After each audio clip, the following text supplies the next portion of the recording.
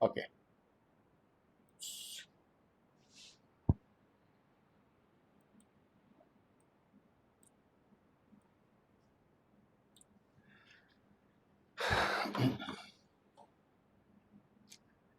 Les decía que hoy cerramos una parte de- una parte del trabajo. En esa parte del trabajo, de alguna manera no lo voy a repetir, llegamos a algo que se llamaban problemas tipo, y dentro de los problemas tipo dijimos que nos íbamos a concentrar en problemas de carácter operacional. Y lo que estamos haciendo, ya dado esa parte, era hacer una caracterización de los problemas, concepto y caracterización de los problemas operacionales. Antes de eso, hicimos ahí un pequeño ejercicio donde decíamos cuál es la diferencia entre definición y concepto. Eh, eh, esto digamos que le puse un poquito de más tiempo del que pudiera haber sido estrictamente necesario, porque es muy fácil que la gente se plantee marco teórico. Bueno, ¿y qué cosa es un marco teórico? ¿Sí? Marco conceptual. Bueno, ¿qué cosa es un marco conceptual? La palabra de marco, pues yo la entiendo como lo que está fuera alrededor de un cuadro, y no lo que está propiamente dentro, ¿sí? Haciendo una distinción entre conceptos y definición, perdonen, pero el hacer referencia a esto para mí es, no sé, motivo personal de cierto grado de preocupación. Un concepto, ¿sí? Son palabras de la mente, es una forma de definir, pero que no es fácil de expresar verbalmente, pero en la mente se forma una idea. Si esa idea no se forma, entonces comenzamos a andar a la deriva, ¿sí? Por más definiciones que tengamos, porque cualquier definición va a ser una definición limitada, ¿sí? Entonces podemos decir, ¿cómo se define la reingeniería? Y agarramos a 20 autores y de esos 20 autores plantearnos una 21ª definición, ¿sí? Que no dejaría de ser más que una 21ª, ¿sí? Y antes, afortunadamente, nada más teníamos 20, ahora tenemos 21, ¿sí? Entonces, para mí lo más importante es qué vamos a entender por ingeniería, ¿sí? ¿Qué es lo que se entiende por reingeniería y que nosotros alcanzamos a captar y que nos formamos una idea que más o menos sea clara, ¿sí? Bueno, después de esta pequeña digresión, entonces vamos a plantear qué cosa es un concepto de análisis y mejora de procesos, o un concepto, como se utiliza aquí, la terminología que se plantea es de problemas operacionales, ¿sí? Entonces hicimos una pequeña planteamiento donde decíamos, son fallas o mejoras, y el punto clave es identificar en qué consisten esas fallas o los posibles puntos de mejora para cambiar el sistema acorde para que ese sistema esté dando mejores resultados, ¿sí? Desde el punto, mejores resultados, ¿desde qué punto de vista? Desde un problema operativo. Hicimos cierto énfasis en que la parte competitiva sería un siguiente análisis o un análisis en paralelo, ¿sí? Que después se pueden conjuntar, estoy perfectamente de acuerdo, pero que en principio son dos análisis diferentes, ¿sí? Puestos en algún orden. Bien, después de esto nos comenzamos a plantear ejemplos de problemas operacionales, y esta lista es corta, lo que se nos ocurre podría ser un problema de carácter operacional.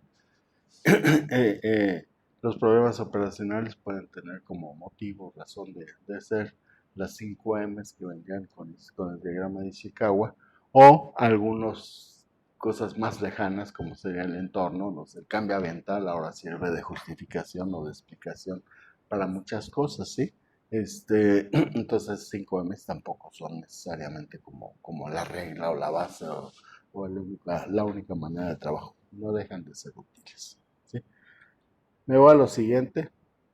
Hicimos un planteamiento, y este es uno sobre el que yo quería llamar la atención, hecho por un señor en Japón, la Yamaha, que es parte del método de Yamaha, un método de mejora continua.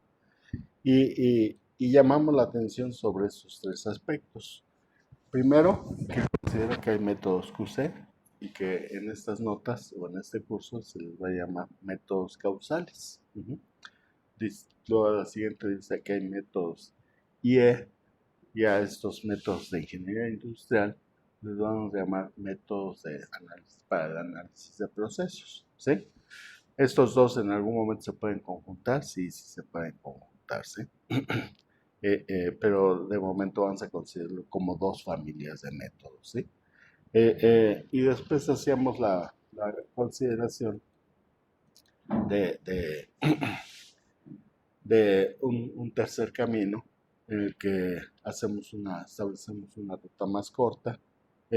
Sobre esta ruta más corta, que es la que está planteada aquí, dice cuando las soluciones son obvias e inmediatas, después de identificar el problema y registrarlo en un memo, a alguien se le ocurre una solución, ¿sí? Esa solución puede ser efectiva o podría no serlo, pero pues ahí está la solución. Se somete a un escrutinio, aunque cuando aquí no es claro, no plantean cuando la solución es inmediata y obvia, no es necesario un análisis detallado, no aclara cuál sería el análisis somero que sí se requeriría, ¿sí? Y dice, y nos vamos directo a la implantación. Si somos también rigurosos con estas figuras, siempre podemos encontrar detalles, pues que debería de pasar por el diseño para la implantación. ¿Quién lo va a ejecutar? ¿Cuándo lo va a ejecutar? ¿Cómo lo va a ejecutar? Que son precisamente aquí las 5 Ws más dice más 1H más otra H, ¿no? Les digo que aquí los problemas de los traductores es una parte en la que tenemos que tener cierto ojo y no dejarnos. Es que tal autor dijo. No, tal autor no dijo nada. El que lo dijo fue su traductor, ¿sí? Es lo que nosotros conocemos como más 5 Ws más las dos Hs. ¿Qué, cuándo, cómo, etcétera, ¿sí? Eh, bueno, hago una punta adicional, las 5 Ws más 2 Hs. El how much sería el cuánto y el how sería cómo. Son las dos Hs. Son útiles, muy útiles, extremadamente útiles en esta etapa, ¿sí? Y en esta otra etapa. Detectar situaciones problemáticas y después tratar de expresar en qué consiste esa problemática, o sea, cuál es el problema, por qué es un problema, desde cuándo es ese problema, cómo se puede cuantificar ese problema, etcétera. ¿Sí? Habría dos etapas muy interesantes para aplicar esas 5 W más 2 Hs, que es una herramienta así de esas como no sé, como de regalo y de una enorme utilidad, ¿sí? Más útiles y con mayor frecuencia que algunas mucho más elaboradas. Me regreso.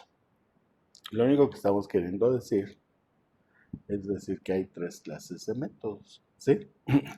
Y que se encuentra que hay una correspondencia con tres métodos de análisis, ¿sí? Uno que le llamamos aquí rutinas de mejora, para no utilizar el nombre de mejora continua, ¿sí? Porque mejora continua es algo que en ocasiones puede resultarnos confuso. Entonces, vamos a llamarle rutinas de mejora, ¿sí? A algo que se puede parecer a la mejora continua, ¿sí? En donde tenemos un problema y la gente identifica soluciones, ¿sí? Y de ahí se puede pasar a proceder al diseño de la instrumentación. Aquí dice que la implementación directamente, pero en fin. Luego, va a haber otra familia de métodos en el que el representante clásico para mí es el diagrama de pescado de Chicago, ¿sí? O sea, como una técnica y los círculos de calidad como la propuesta más amplia, ¿sí? El método. Entonces, rutinas de mejora serían uno de los planteamientos, el análisis causal con Chicago, otro de los planteamientos, y un tercer planteamiento que son los que los ingenieros industriales manejan, que es el análisis de proceso. O sea, hacer un mapa del proceso y después comenzar a hacer ciertos análisis basados en ese mapa del proceso. Por ahí un compañero de ustedes, que de los que no son ingenieros industriales, de hecho es minoría, son minoría los ingenieros industriales. Voy a hacer el control para la siguiente sesión. Uh-huh. Me decía, bueno, es que menciona muchas cosas que no conocemos. Y le diría si estoy consciente de eso, y en esta parte introductoria no se fijen en cierto tipo de detalles porque no conocen qué es AMEF, no conocen qué es qué es Kaizen, etcétera, etcétera, o los desperdicios o las cosas que agregan o no agregan valor. Creo que en esta parte esperaría que los que sí son ingenieros industriales hayan entendido mejor, compartan o no compartan las ideas. No sería uno de los criterios para en este momento. Sí, espero que al final del curso se puedan compartir algunas de las ideas, ¿sí? De hecho, en el cierre del curso yo hago una revisión de lo que me entregaron en la tarea 2 y en la 3 y hago esa revisión al final del curso, a ver si esas dudas persisten o esas inquietudes si quedaron resueltas, etcétera, ¿sí? Más las nuevas que espero que surjan en el camino. Entonces, los que no son ingenieros industriales, por el momento, no se sientan excluidos de la clase, ¿sí? De hecho, a partir de hoy van a sentirse ya más confortables, con cosas más a su alcance. Y los que de repente comienzan a sentir inquietos, ahora van a ser los ingenieros industriales, porque tal vez se contradigan algunas de las cosas que se daban por hecho, ¿sí? Y que decimos, pero pues, ¿quién lo dijo y cómo lo dijo y por qué lo dijo? Y el PDCA pues no es lo que te enseñaron en la clase fulana o la que viene en el libro fulano. Lo que planteaba Deming es otro asunto diferente, ¿sí? Bueno, y planteamos aquí 3 clases de problemas, tratando de ilustrar lo que es una rutina de mejora, otro tratando de plantear que las rutinas de mejora, ya que identificamos un problema que no se requiere gran esfuerzo, como se ve en las diapositivas, entramos al siguiente problema, y más vale que se te ocurra una solución, que aunque no sea obvia, ¿sí? Pero que se te ocurra algo para mitigar este problema, tal vez no para resolverlo, pero sí para mitigarlo, ¿sí? Que afortunadamente, pues, todas las personas que trabajan cerca de un río que se desborda anualmente, o una laguna, pues tienen claro de que una medida es reforzar ese río, y en este caso utilizar la misma solución para esta estación del metro, ¿sí? Bueno, entonces sería una forma de una solución no tan obvia, pero que sí tendría que ser inmediata, ¿no? O sea, no se puede tener parada una estación del metro. Entonces, situaciones de urgencias son aquellas donde, ¿sabes qué? Es que no es momento de análisis, es momento de propuestas, de acciones, ¿sí? Ni siquiera de propuestas, es momento de la acción. Es una exigencia natural. Uh-huh. Y aquí vemos cómo esa solución, que se podría considerar como temporal, se convierte en una forma de solución ya establecida, ¿sí? Y pensando que este nivel que se alcanza aquí está por encima del nivel en que se anega esta calle, pues es una muy buena solución que podría estar dando los mejores resultados. Yo no me consta que sucedió en la estación Copilco, pero lo que sí he visto es que tienen la misma estructura. Bueno, y sí sé también que se inunda la zona alrededor de la estación de Copilco, ¿sí? Y no sé si con los camiones, con las olas, o el nivel era tan alto que rebasaba, que se metía a la estación, ¿sí? Bueno, aquí puse un ejemplo de un problema de tipo causal. Entonces decimos, bueno, yo tengo un efecto, ese efecto es visible, este, pero no conozco cuál es la causa. Entonces comienzo a hacer una hipótesis de posibles causas. En este caso estamos hablando de una web no casera, sino más bien el que otorga ese servicio. Y esto, más allá de lo que se considera en la calidad, más allá del trabajo en Chicago, ¿sí? Es lo que se conoce también como el método clínico, ¿sí? El método clínico que parte de una problemática y el siguiente paso es estructurar un diagnóstico, ¿sí? Como lo hacen los médicos. De hecho, la palabra diagnóstico, ya lo había mencionado, nocere es conocer, ¿sí? Y diag, no sé, o dia, no sé cuál, hasta dónde llegué, dia, tendría que ver con efectos. Entonces, conocer por sus efectos, eso sí, sí lo tengo más o menos claro. Conocer las cosas por sus efectos. Entonces, nosotros conocemos que sale el sol y se calienta una piedra, ¿sí? Y podríamos plantear varias posibles causas.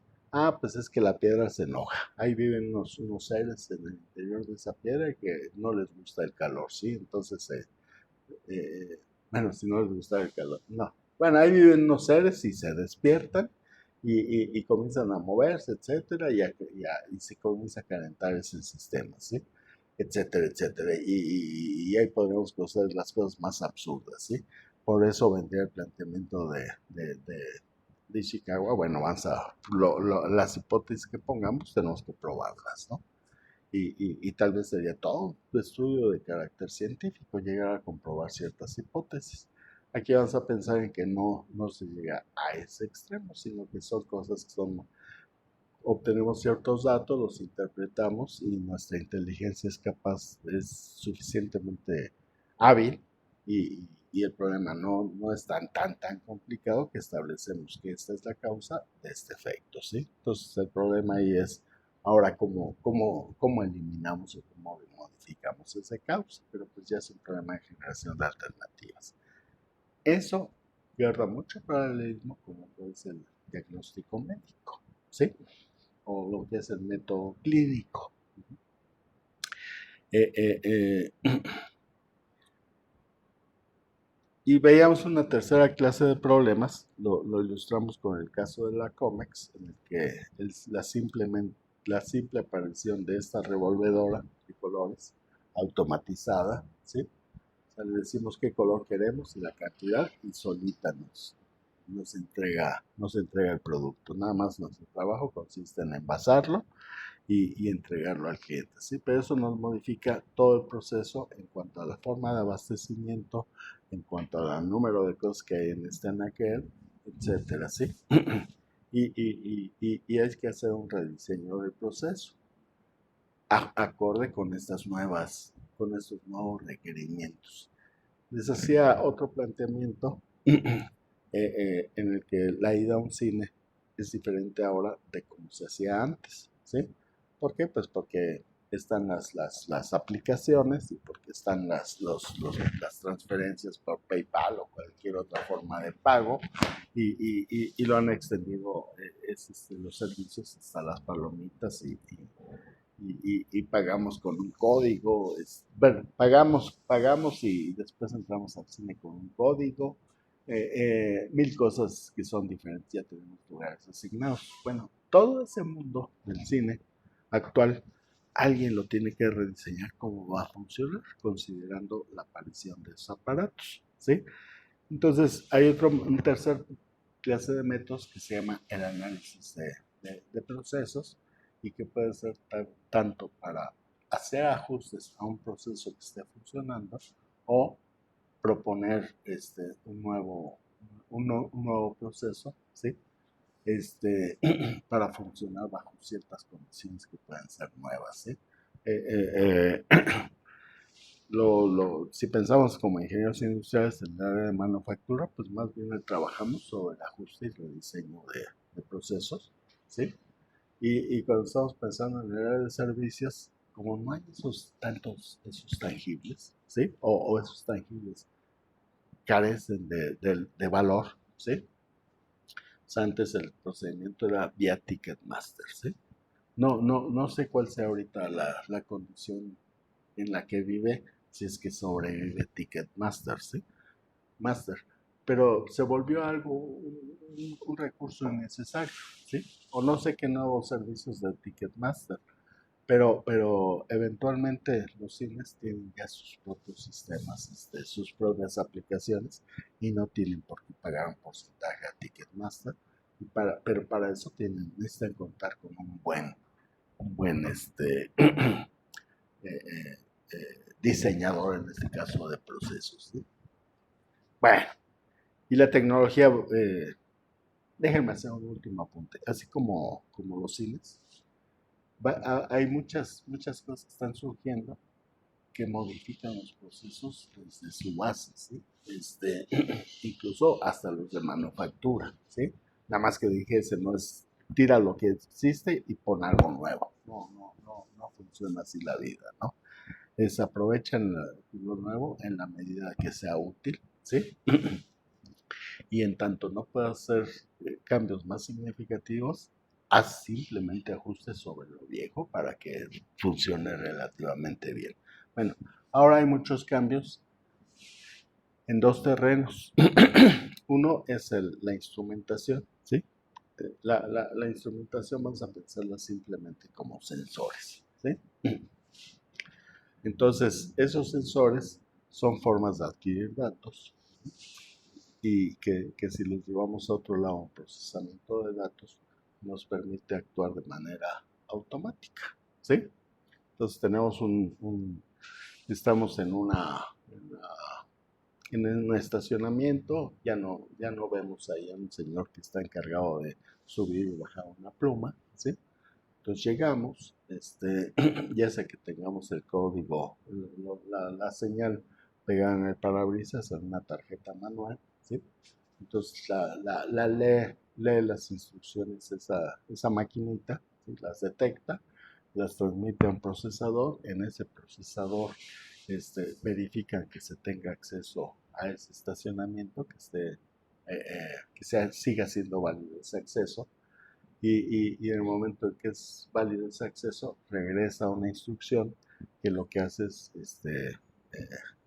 bueno, ahí se llama un actuador, darle instrucciones a un actuador que va a levantar esa pluma. Y desapareció la persona que se hacía responsable de eso, ¿sí? Como ese tipo de cosas, la instrumentación, se supone que ahora casi los sensores, para los que saben, ya casi se consiguen en la tlapalería, ¿no? O sea, ya no van a ser así como cosas de personas muy perfectamente entrenadas, sino que son cosas que ya están preprogramadas para hacer ciertas funciones muy elementales. Ese sería uno de los motivos, y el siguiente motivo es el de las tecnologías de la información y la comunicación que nos hacen que funcione el ticket, no Ticketmaster, sino entrar a los cines con todo a la distancia, si no necesitamos estar presentes, y que nosotros lo percibimos a través de las famosas aplicaciones, ¿sí? Entonces ya sabemos cuándo va a haber congestionamiento, dónde hay congestionamiento de autos en el momento, ¿sí?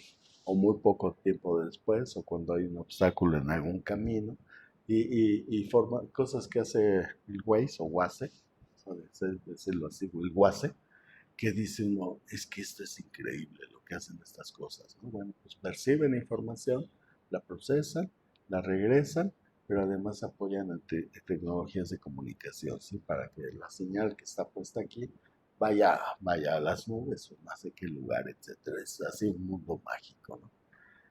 Aquí me gustaría hacer un planteamiento a alguno de ustedes, a ver qué, para detenernos un poco, ¿sí?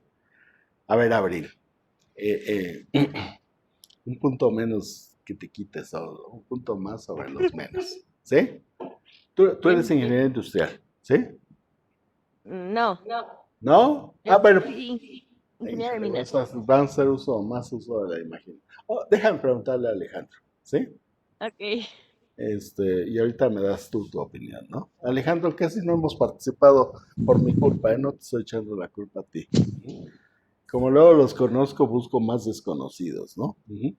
Tú eres ingeniero industrial, ¿cierto? Sí, correcto. Ok. Este mundo de, de- de- de la inteligencia artificial y de las comunicaciones, ¿sí? Quien conoce a fondo ese tipo de asuntos podrían ser los ingenieros electrónicos, ¿sí? ¿Estamos de Sí, acuerdo? En sus variantes, porque pues, hay varios tipos de ingenieros electrónicos, ¿sí? Ujú. Más Sí, que los ingenieros industriales, ¿sí?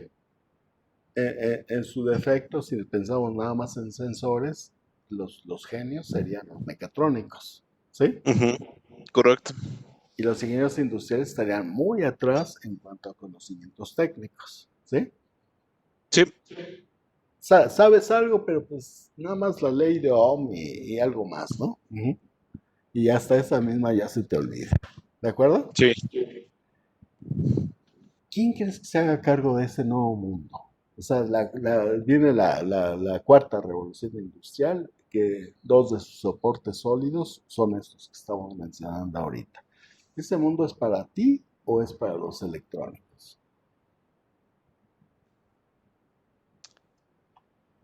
Pues yo diría ¿Quiénes que, van a que ser los más beneficiados?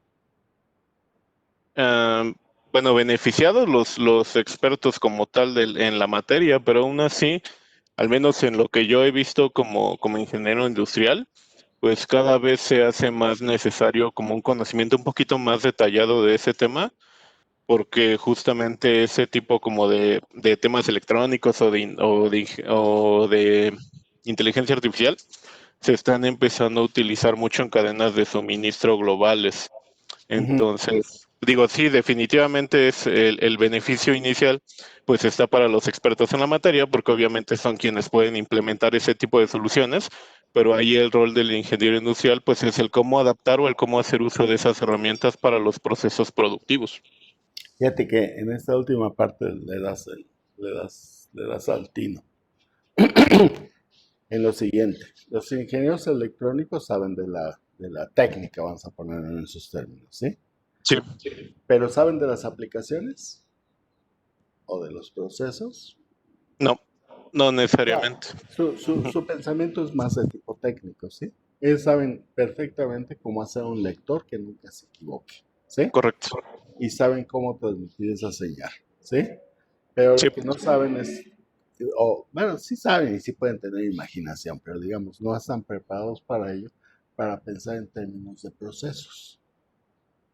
exactamente. ¿Qué es lo último que dijiste? ¿Sí? Sí, Yo como ingeniero industrial identifico que hay ciertas cosas que pueden ser útiles en un proceso, ¿sí? Como no tienes ese conocimiento a fondo de cómo desarrollar esa instrumentación, le pides que te apoye un ingeniero electrónico, ¿sí? sí. Entonces, había una maestra, no recuerdo su nombre, que daba esta clase cuando era optativa. Ahora, en el caso de la Facultad de Ingeniería, ya es una materia del parte del plan de estudio, obligatoria, para poner en esos términos, en la que dice esa maestra: los ingenieros electrónicos saben de la técnica, pero no saben de procesos. Y los ingenieros industriales saben de procesos, pero no saben de la técnica, ¿sí? A final de cuentas, alguien podría decir se requiere de ambos, pero todavía esta maestra iba más lejos, ¿sí? Dice, es más fácil que los ingenieros industriales aprendan qué es lo que se puede hacer, aunque sea de manera imaginativa, como cajas negras, ¿sí? A que los ingenieros electrónicos adapten su mente analítica a cuestiones de procesos, que sería la parte Ujú, de síntesis o de sistemas, ¿sí? Entonces esta maestra, que por cierto era electrónica, a ella la conocí en un examen de grado. O sea, no como amiga, sino como sustentante de un examen de grado, ¿sí? Y que precisamente su tesis trataba sobre el tema, ¿no? Hace ya cierto tiempo. Decía, a final de cuentas hay una combinación, pero quien lleva el mando es el ingeniero industrial, ¿sí? sí, Evidentemente va a haber electrónicos geniales, que adquieren esa mentalidad de procesos, ¿no? Ujú. O sea, no estamos haciendo como siendo excluyentes, ¿no? Sino simplemente es más favorable para los ingenieros industriales esta nueva etapa que para ujú. los ingenieros electrónicos. Y tú seguramente has tenido apoyo de ingenieros electrónicos, ¿no? Sí, O sea, ciertas cosas, oye, no le entiendo, no, si está jalando bien, o la información me llega con alguna tardía, o dónde está guardando, qué está pasando, ¿no? A ver, explícame ciertos detalles, ¿no? Ujú. ujú, pero nunca vas a llamar a un ingeniero electrónico a que le diga, oye, en mi cadena de suministro, ¿qué se te ocurre que pues, sería bonito hacer, no? Ujú, Sí, no. ujú. Entonces, te benchmarking, pues DHL le hace así. Ay, pues, ¿y qué podría hacer yo con respecto a eso, ¿no? De DHL, ¿no?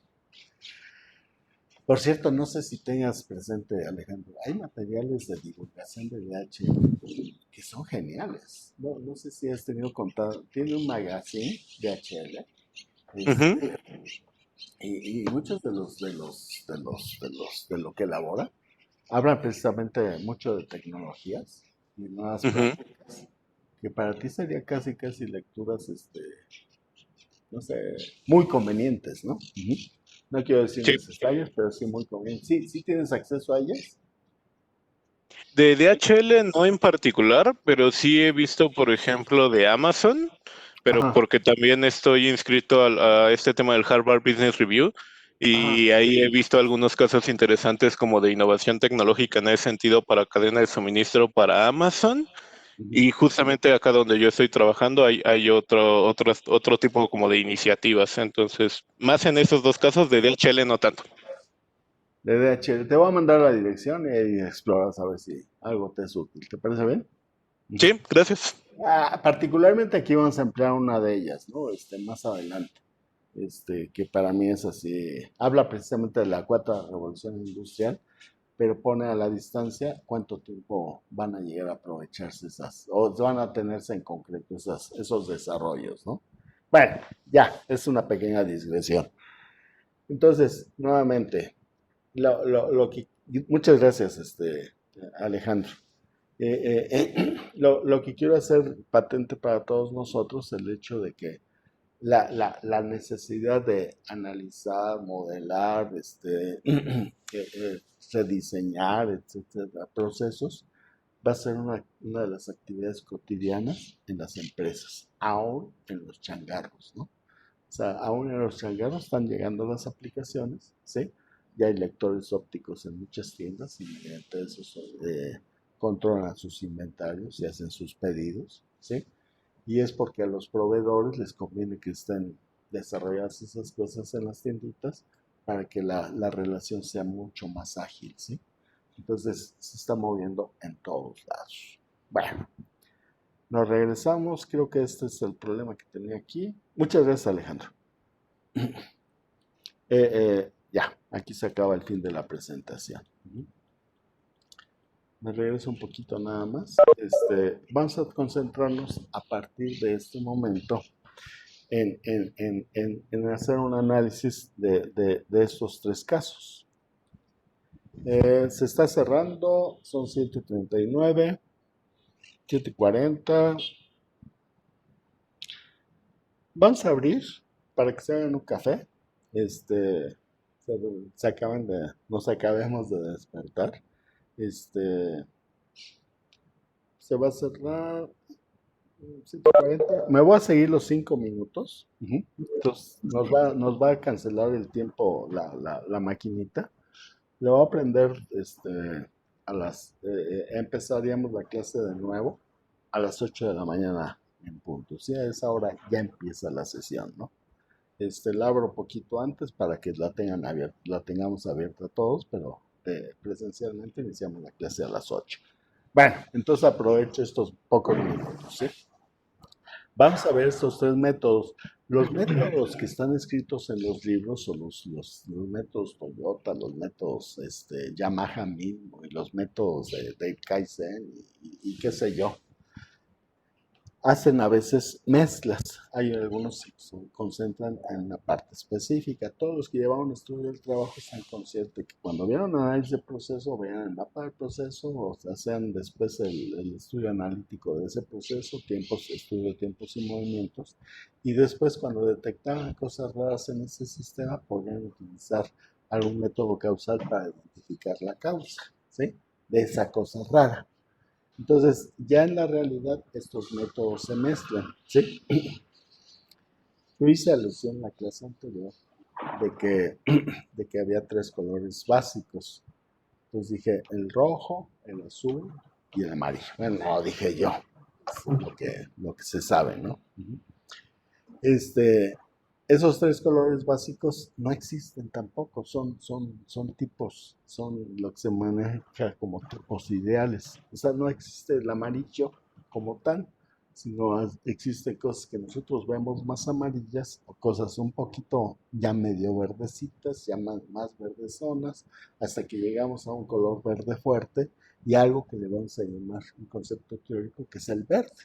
Y lo mismo pasaría con los azules. Ya hice la mezcla, amarillos con azules. Y después amarillos con rojos, naranjas. Pero son cosas que no existen. Lo que vamos a ver ahora son los métodos puros, ¿sí? Y en otra etapa de trabajo vamos a comenzar a mezclarlos. Pero es más fácil mezclarlos cuando tienen una base clara de los tipos puros. Esto es una forma del entendimiento y es a lo que nosotros, una parte de lo que nosotros le llamamos los conceptos básicos, ¿sí? O sea, tipos de problemas, establecer ciertas bases para tener un concepto, no una definición, y después utilizar ese herramiental para estudiar cosas más detalladas. En este caso, nuestros conceptos o nuestros tipos puros van a ser estos tres, ¿sí? Eso va a chocar con algunas de las cosas porque yo les voy a decir, Six Sigma hace esto. No, pero también hace el otro. Sí, pero a ver, centralmente hace esto, ¿sí? Vamos a entender qué es lo que centralmente hace y después todos los parches que le anexemos a Six Sigma o cualquiera de las otras metodologías, ¿sí? Va a haber algunas que sí podemos considerar como las metodologías puras. Perfecto. Va a haber métodos basados estrictamente en un trabajo de carácter analítico y va a haber métodos basados en la participación de la gente. A final de cuentas va a haber métodos en los que actuamos como facilitador y actuamos al mismo tiempo como analista. Pero vámonos tranquilos, primero con los conceptos básicos o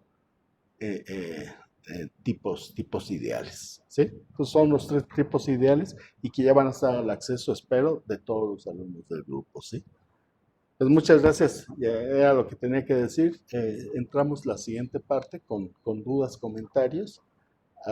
Todos los que quieran, mientras no se nos lleve todo el tiempo, y empezamos a estudiar lo que yo le llamo rutinas de mejora, que ya lo tienen en sus archivos, ¿sí?